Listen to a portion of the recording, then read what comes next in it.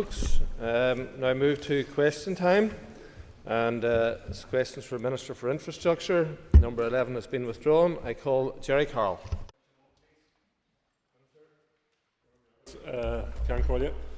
This is an operational decision taken by TransLink. However, my department have taken time to request the information from TransLink.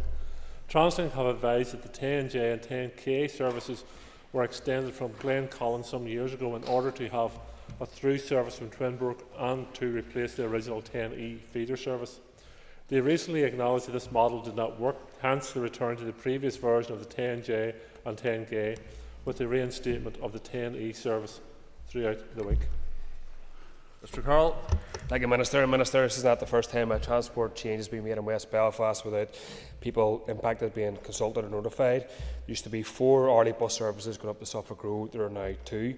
Minister, there's reportedly a heated meeting between unions and TransLink about the specific decision about 10J and 10K.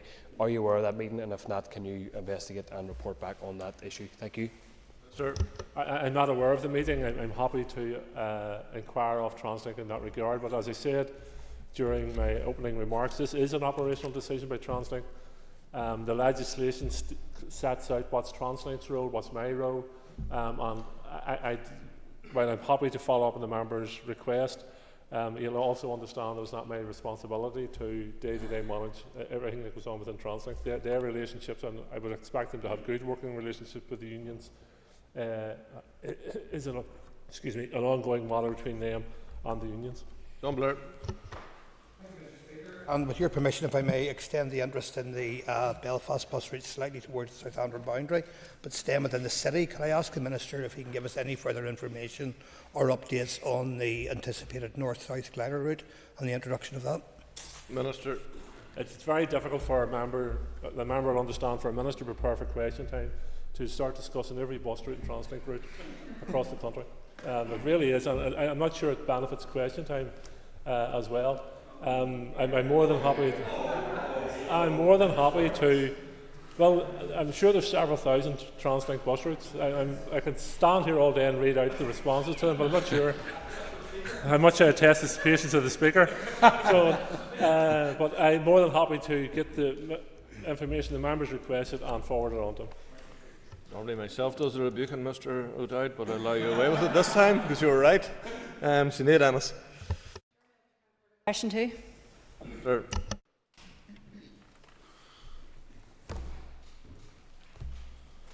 I recognise the inconvenience caused by the temporary closure of one lane on both of the Shore Road Rostraver and the Keel Road Hilltown due to landslips caused by the unprecedented weather in November 2023.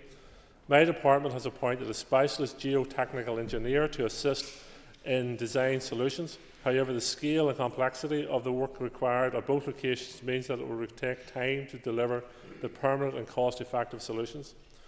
Regarding the A2 Shore Road, a temporary design solution has been developed to allow two-way traffic, and we are currently awaiting environmental approvals from NIA to allow the work to go ahead. Our contractor is ready to carry out the work as soon as approval comes through.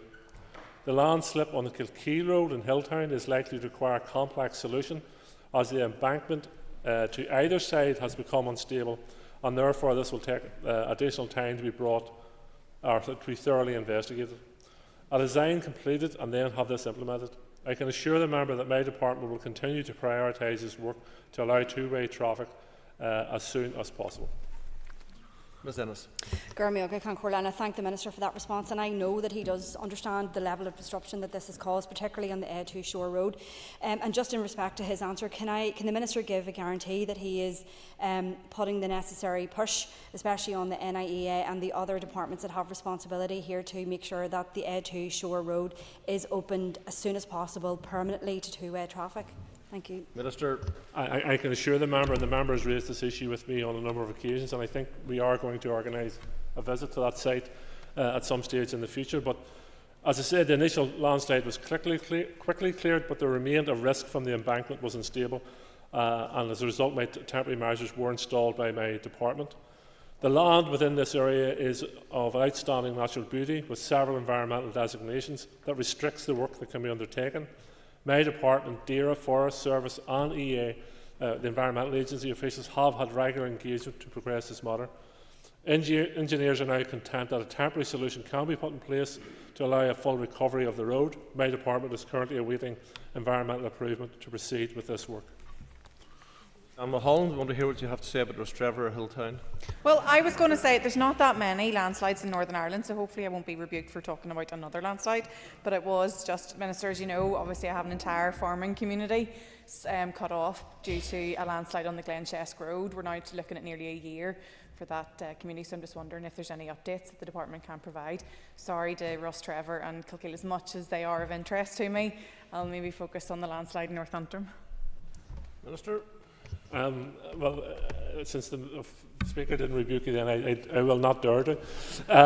Yes, this is a significant landslide in the area the member refers to, and it's again another one that requires a significant engineering solution, if an engineering solution can be found to it, given the scale of the landslide there and the undermining of the roadworks in that area. So yes, my officials are continuing to work to see if we can identify a solution to that. But it does highlight, and both incidents came about as a result of torrential rainfall, and we have seen a significant change in our rainfall patterns and intensity of those rainfalls, and it's a reminder of the impacts of climate change are having on our society. Robbie Butler. Number 3, please, Mr. Speaker. Minister.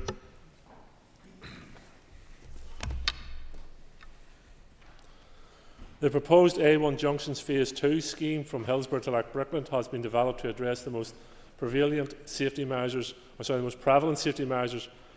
on the 25 kilometres of the dual carriageway, particularly focusing on the closure of all gaps in the central median, including the installation of a concrete safety barrier, the provision of 4 grade separated junctions, the closure of 9 minor roads which connect with the A1, and the altering all remaining roads and accesses to operate on a left-in, left-out basis only.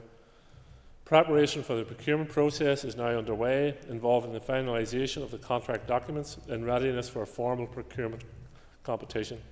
This process is due to commence next month and last between 12 to 15 months. Construction is planned to begin in February 2026 and continue to completion over the following 3 years. Mr. Butler. I thank the Minister for his answer, and I hope the Minister will forgive me. I just want to pay tribute to 2 people who died on the road. One was a former fire service colleague and one a friend that I grew up with, and I know the Minister is wedded to the delivery. So the Minister has outlined the time frame for the completion of the project. Can the Minister then outline what the cost implications will be and if there are any budgetary pressures? And can we get a commitment that it will be delivered on time regardless of budget? Minister. I'm not sure I can say regardless of the budget, because there's a procurement exercise going on and we want to get best value for public purse. But the current cost estimates going forward for the scheme is around £110 million to £120 million. That will come out of my department's budget.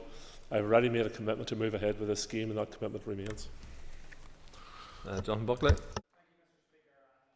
Minister's update in relation to the A1, which also travels through our own constituency in Upper Bann and has had huge implications in terms of life and safety along that route. The wider issue surrounding Hillsborough has been long in the press as to the severe traffic congestion that it itself faces, particularly as a rat run for many large heavy goods vehicles. I know the Minister's department has in past looked at this issue. Is there any further update that the Minister can provide to the House?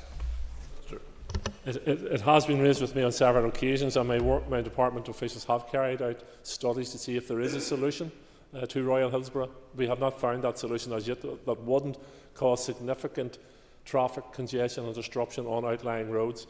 I am due to meet the member's party colleague, the Deputy First Minister, in the coming weeks, and we'll have further discussions about it. David Honeyford. To the Minister, thank you for outlining the sort of timeframes of what we're doing. It's a vital upgrade of the A1, and as others have said, the safety element here is paramount. But is there anything the department can do in the short term to improve safety on the road right now? Minister. We will constantly keep under review any measures we can take to improve road safety, particularly along the A1, given its horrific traffic accident history. But as I've said to members before, the most effective way of improving road safety is road user behaviour, and we have to ensure that when we're using our roads that we act in a way which keeps ourselves and others safe along that road. Stephen Dunn. Minister. I am pleased to confirm that the review of the part-time 20-mile-an-hour speed at schools initiative, which saw the facility introduced at 216 schools, is complete. I've had the opportunity to consider the review report and I'm content. I do, however, want to share the report with the Infrastructure Committee before it is published and have asked officials to make the necessary arrangements. I do wish to explore how we introduce 20-mile-an-hour speed limits in general, and have requested a paper from my officials in regards to this matter. Mr. Dunn. Thank you, Mr. Speaker, and thank the Minister for the answer. And can the Minister reiterate his commitment to improving road safety within our schools, and also just to provide a wee bit more in terms of time frame on when you think you can move forward, and will you commit to increasing the amount of 20-mile-an-hour speed zones around our local schools? Minister. Thank the member for that question. As I say, I do want to see or have the committee been given the opportunity to review the report before I publish it. I expect that to happen in the next number of weeks. The report's findings have been positive, however, and it was good to see such feedback from teachers, pupils and parents in regards to the matter. It did raise a number of questions and perhaps even a number of challenges as to how you move forward to the introduction of it, but the detail I leave to another time. Pat Sheehan. Could the Minister tell us if he has plans to roll out the School Streets initiative? Minister. The School Streets initiative, for members who may be not familiar with the scheme, would mean that a designated street would be closed off to all traffic at a certain time of the day, obviously schools opening and closure times. We are looking at it in part of a broader aspect of work we're involved in, particularly in terms of active travel and how we promote more active travel. And schools would be a good example of how, where and when we could promote active travel. So it is part of that formula moving forward in terms of discussions and consultations around it. Matthew Till. Thank you, Mr. Speaker. And just following on that exact same theme Mr. Sheehan has raised to the School Streets initiative, my constituency in South Belfast is one where there are umpteen examples of schools that would really benefit from at least testing the School Streets model, which isn't just about safety, it's also about air quality and, as you say, active travel. So could we have a specific timeline as to when the Minister expects to be able to update us as to whether it will be tested at least in pilot or rolled out further across the north? Minister. I hope to be able to launch our active delivery plan for consultation in November. Links to schools and other attractors are priorities within that plan. Work in this area also includes consideration of measures that can be used in the vicinity of schools, such as we have discussed, to improve the environment for parents and young people, walking, wheeling and cycling. Officials are taking forward a number of pilot projects at present that will inform future direction in this area. Megan. I was due to ask you a question about the School Street scheme, but I think if your answer's not so far, if you'll indulge me, I will say there's a school in my constituency where a child has been involved in a road traffic collision walking to school. With the next rollout, it's question time, not time for statements. So if you haven't a question, we'll move on. Alan Chambers. Would the Minister agree with me that inconsiderate and careless parking outside schools can provide as big a threat to the road safety of our children as vehicle speed? Minister. Yes, and schools struggle with this every day. I'm a parent myself, and I know in terms of even going to my local primary school and some of the parking you see and behaviour you see, the minority is totally unacceptable, and it does present a danger to the children who are leaving and entering that school. And I would appeal to everyone to be considerate how they park in and around our schools and to slow down when passing our schools. Paul McGrath. Minister.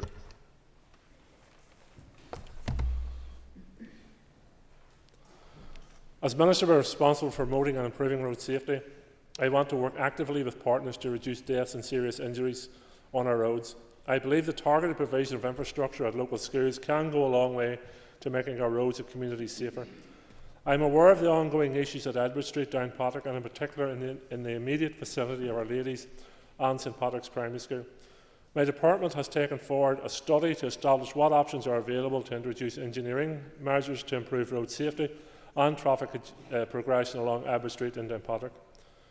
Due to the recent opening of a new Eurospar and the merging of 3 schools to form the Keele Trinity Grammar School, we have now commissioned further traffic studies for inclusion, or further traffic surveys for inclusion in this study to inform other options. My officials will arrange another meeting with DEA representatives, including the MLAs, after we receive the conclusions of the study to discuss a way forward.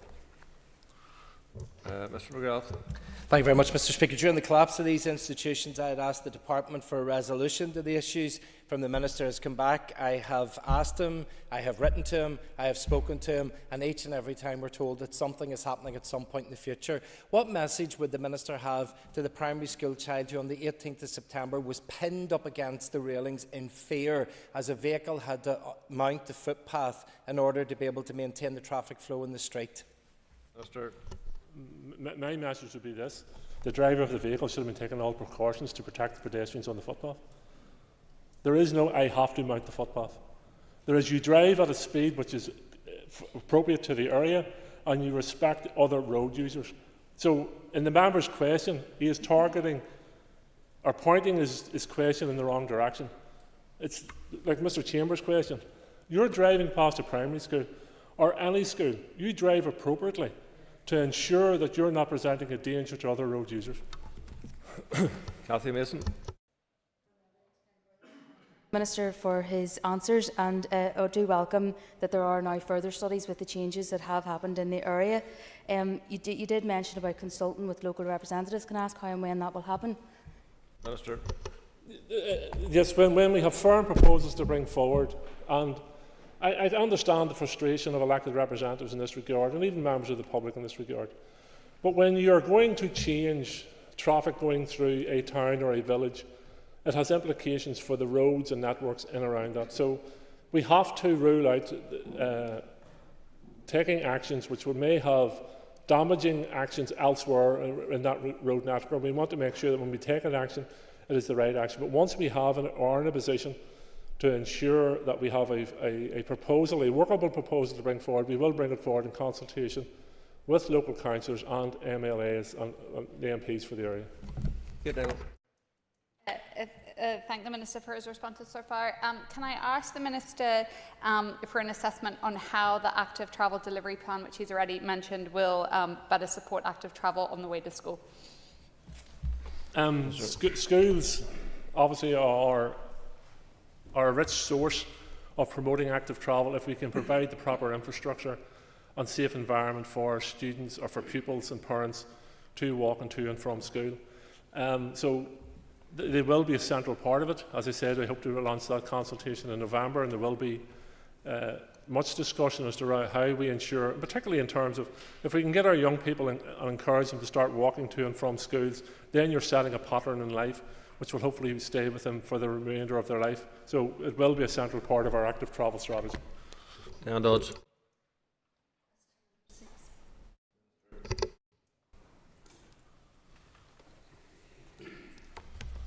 Storm overflows are a critical part of any wastewater system, and during periods of heavy rainfall are designed to allow diluted sewage to spill into water bodies in accordance with regulations set out by NEA. Spills from storm overflows are made up of wastewater from households and businesses that is heavily diluted by rainwater. The vast majority of what is spilled is made up of rainwater. However, NI Water estimates that approximately 1 to 2% of what is spilled is raw sewage.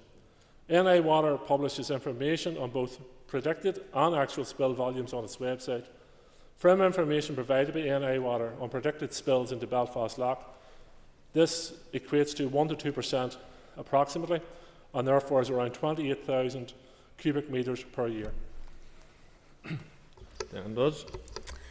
Thank you, Mr Speaker, and thank you, Minister. Minister, the NI Water estimate that there is around 20 million tonnes of untreated sewage spilled into our waterways annually. And that includes around 10,000 septic tanks that are on the inner boundary of Lough Neagh.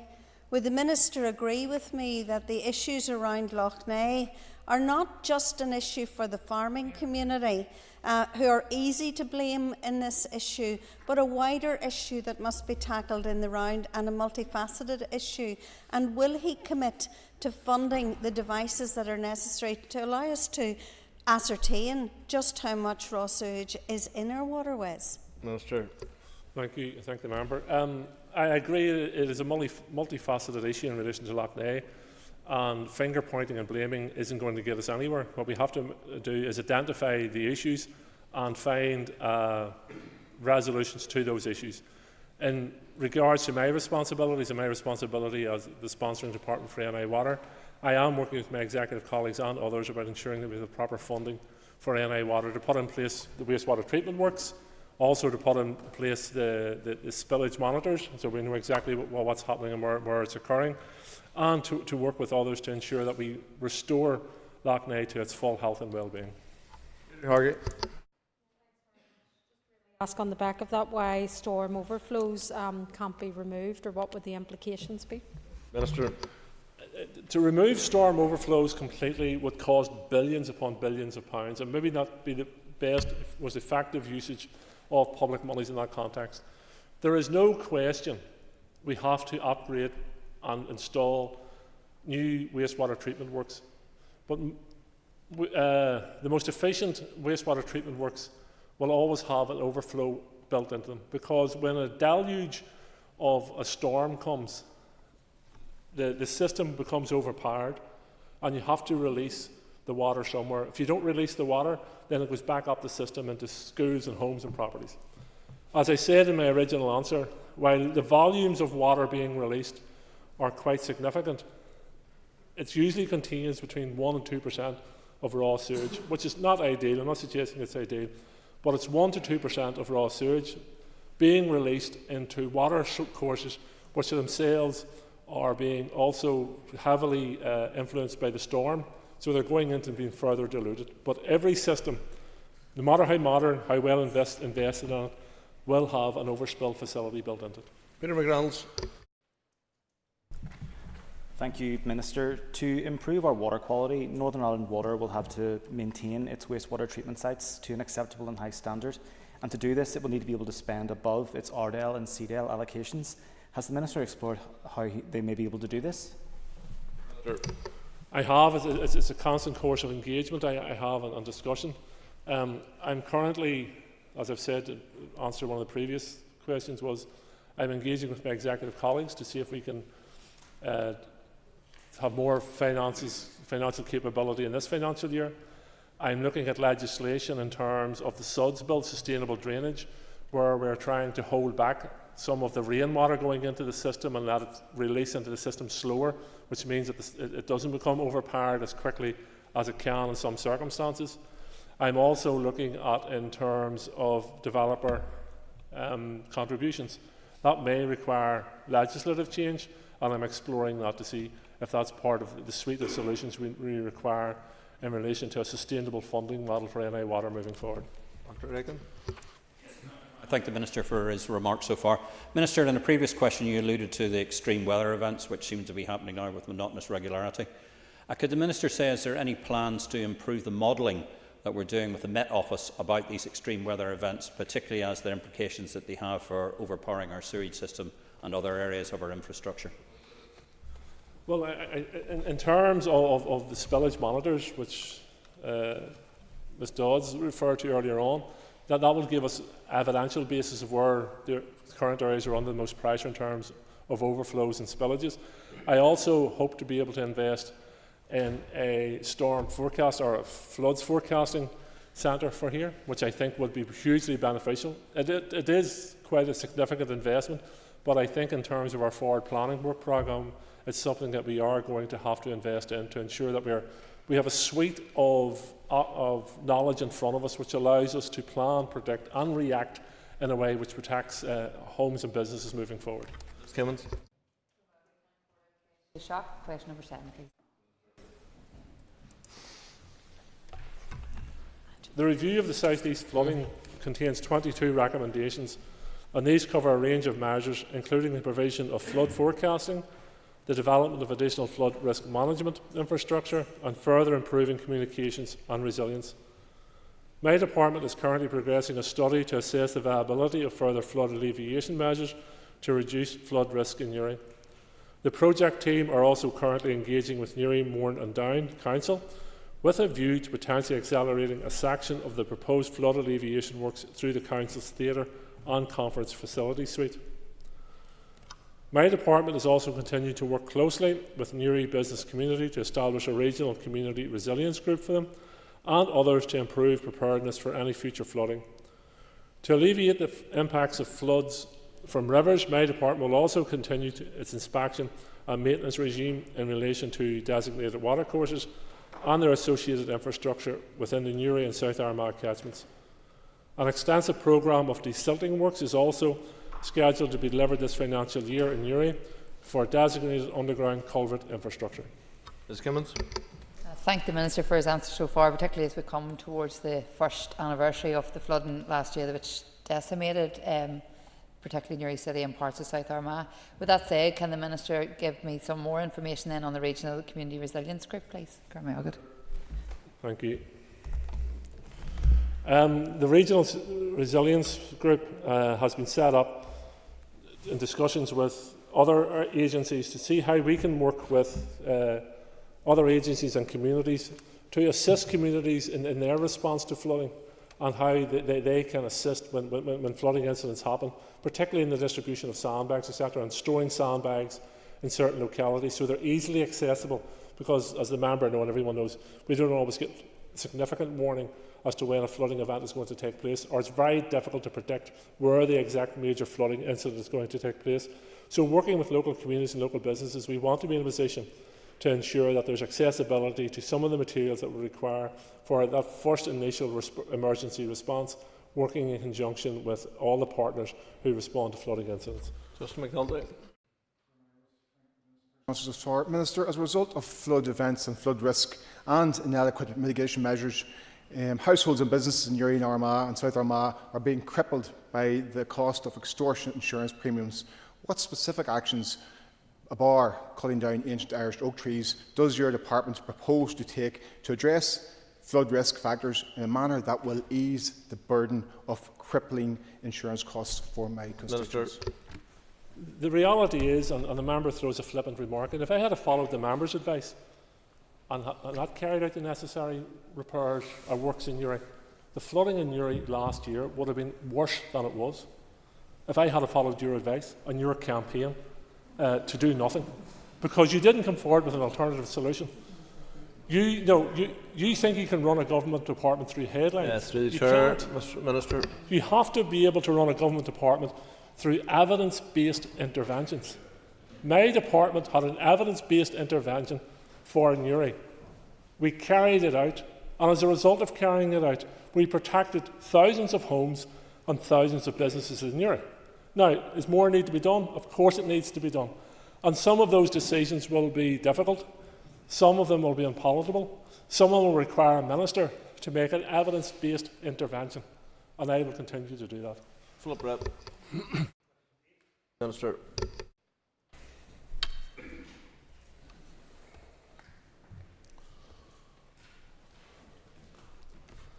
Major road schemes are an important part of the work that is delivered by a department as we seek to reduce journey times, increase reliability and improve road safety.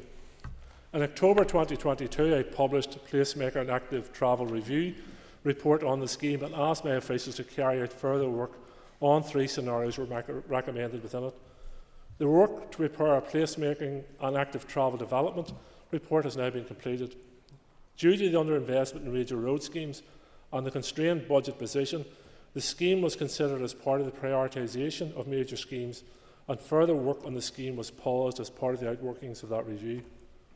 I plan to meet with officials in the coming weeks to review the scheme, which will allow me to consider the way forward for the entirety both of the major roadworks development and the placemaking scheme.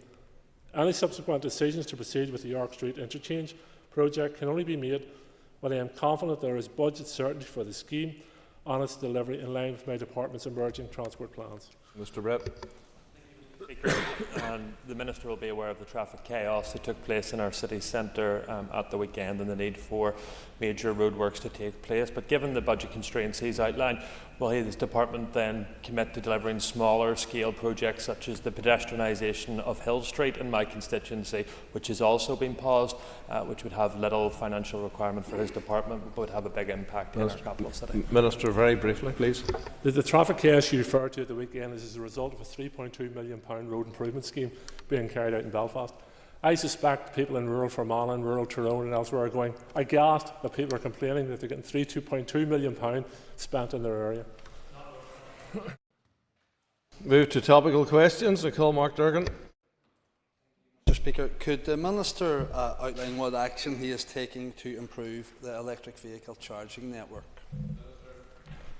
The electric vehicle charging network is a commercial operation being driven by commercial entities, and which has seen significant success in recent times, and we are seeing more and more electric vehicle charging points being made available to members of the public on that commercial basis. Durgan. Thank you, Mr. Speaker. It seems that this is another one of these ones. It's a commercial operation until there's something positive to announce, but when there isn't, it's back to being a commercial one. Given that the Minister's stated commitment to electric vehicle improvements, could he explain why 25 months after he announced £1.3 million funding from the Office for Zero Emissions Vehicles for on-street residential charge point schemes, the tender for this project has not yet been released? Minister. I don't have the full details of the scheme in front of me. It's perhaps the scheme the member is referring to in terms of working in conjunction with local councils. Sorry, I just can't catch the member's eye. Working in conjunction with local councils moving forward. I'm more than happy to follow it up for the member, but as I say, this is going to be a commercially driven operation moving forward. The Department of Infrastructure, for instance, doesn't provide access to petrol stations or diesel stations. That's not part of our function or moving forward as our role. It would be nice if you had the financial backing to be able to nationalise the electric vehicle charging network. I could be very tempted to go down that road. I simply don't have the financial wherewithal to do it at this time. Jonathan Buckley. And I know the Minister's in fine form today. So on that point, I don't know if he listens to Cool FM, but if he did this morning, he would have heard the pleas regarding traffic congestion in Belfast city centre. And it's not just road works, but serious issues pertaining to congestion. So can I ask the Minister to explain in detail what his department's plans are to alleviate the serious congestion concerns, not just in Belfast, but across Northern Ireland? There are serious, I agree with the member, there are serious traffic congestion in Belfast in the mornings and during the evening rush hour. Part of it is as a result of a £340 million investment in a new Grand Central Station, and part of it is a result of the £3.2 million that is being spent on upgrading the Sydenham bypass. So the reason why some of it is happening is because we are making investment in our infrastructure for the economic well-being of us all. I have asked my officials to monitor the Belfast situation closely to see if there is interim measures we can take while the work in and around Grand Belfast Central Station is going ahead, to see if there's changes to lighting operations or street lighting operations that we can take which would help alleviate the traffic in and around that. I accept that there's always circumstances where public transport is not suitable, but when you're sitting in traffic, perhaps one question we need to ask ourselves is this: could we use public transport to get here? Because when you're sitting in traffic, you are the traffic. But I do accept there's circumstances where it's not always accessible or available for everyone. Mr. Buckley.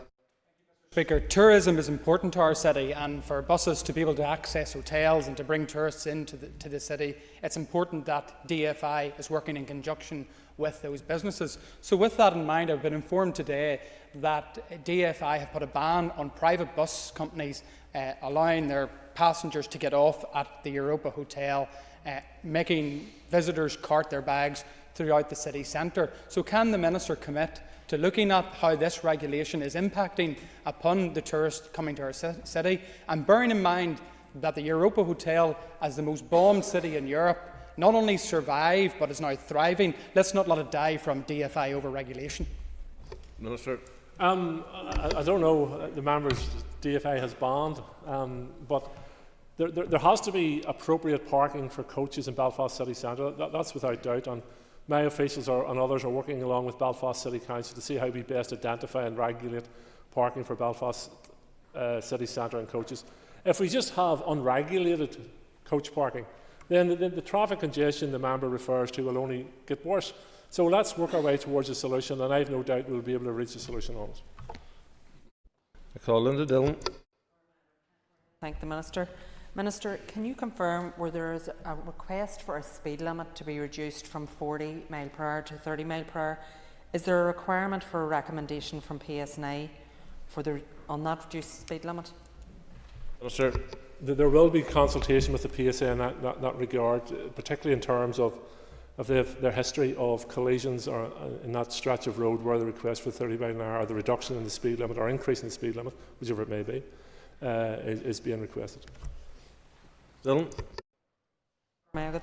Thank you, Minister, for the answer. And can you outline any work that's being undertaken by your department at the moment to look at policies regarding speed management measures, particularly in built-up areas? Minister, I had mentioned earlier in question time that as part of the 20-mile-an-hour review of speed limits in and around some of our schools, that the question has arose, would it be appropriate to introduce 20-mile-an-hour zones in certain areas, particularly residential areas?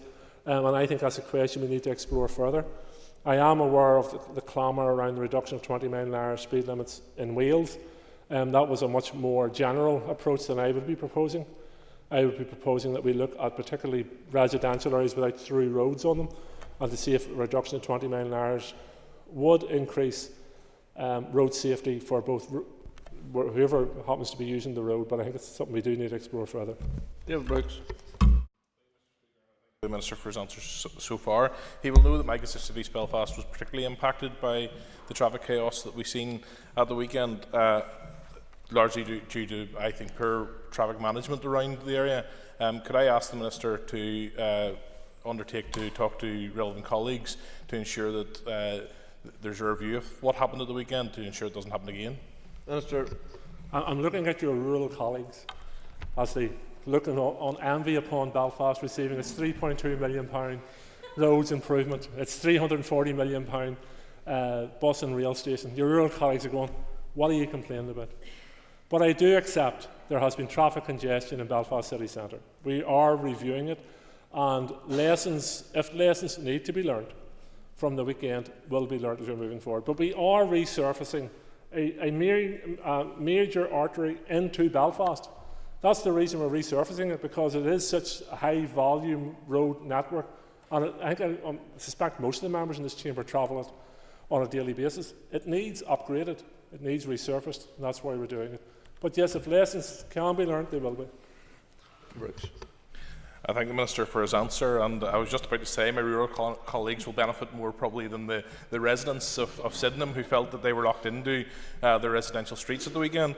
So yes, just impressed with them. There were events taking place in the wider area that involved road closures and so on at the weekend, and I would just ask that perhaps that those things would be taken into account in future, and perhaps looked at doing more of the work in the evenings. Thank you, Minister. Minister.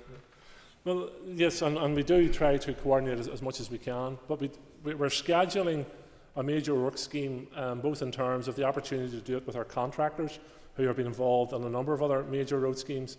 We want to do it when the weather's reasonably good, so we have the timing on it sometime. And the work at this week's work was carried out between 10 and 6 a.m. in the morning, or 10 in the evening and 6 a.m. in the morning. And there'll be further works in the weeks and months ahead, but we will look, and as I say, if lessons need to be learned, they'll be learned. There will be inconvenience. We cannot completely plan out inconvenience. There is going to be inconvenience as a result of this scheme and other schemes, but I hope and have no doubt suspect that when the schemes are complete, people will welcome the fact that the work has been done. Liz Kimmins. Ask the Minister for his assessment of the success of the part-time 20 mile per hour zones outside schools. Minister. As I said to one of your colleagues earlier, I am going to allow the committee to see the full report before I make detailed comment on it. But it is welcome I welcome the fact that the contribution from teachers, pupils and parents in their feedback about the report, it clearly has had benefits, and we as a result of the consultation and the work that has been done, we understand those benefits much further, but I think it's only right and proper the committee's given its place. Kimmins. I thank the Minister for his answer, and I know certainly across my area where they're in place there has been benefits. Could I ask then if in any future tranches of the rollout of the 20 mile per hour part-time zones, would the department consider Killian Primary School in my constituency as part of that? We have been lobbying for some time. Thank you.